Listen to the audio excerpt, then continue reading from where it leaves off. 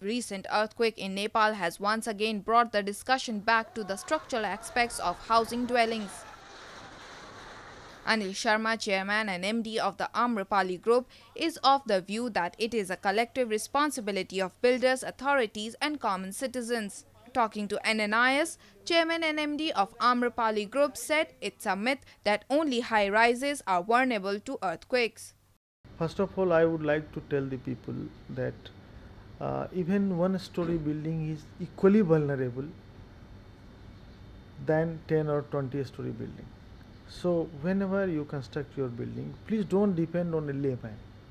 You just consult an engineer. He will take a pretty small fee or something, and then get it structurally designed.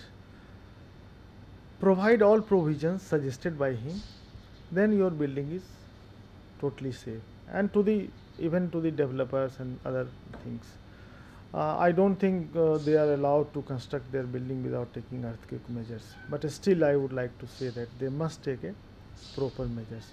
To the people, no need of panic because there is a solution to each problem. He also complained about lack of proper awareness about security provisions among people, and there are loopholes in the way licensing is done in the country.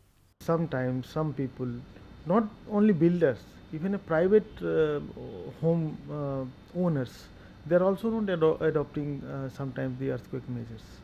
So this is the thing exactly what you may also mentioned that the builder, apart from the builders, the private owners, and there are some the land they used to take land and cut societies in that and make their own homes and everything. So how that can be overcome? There is a very simple system. See, in our country, no structural engineers have been given the power of licensing. So someone should control. Like we are now these are listing about real estate regulatory bill. That is also one part. When your building is designed by certain structural engineers, they must be regulated by certain authority. They must be given certain responsibilities. Reiterating the fact that any building low-rise or high-rise is prone to damage if structural aspects are not taken care of in the construction.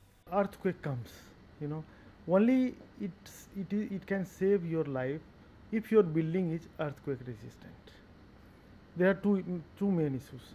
You might have observed in Kathmandu, so many smaller buildings, so many 2-3 story buildings, they have totally demolished, they have totally collapsed.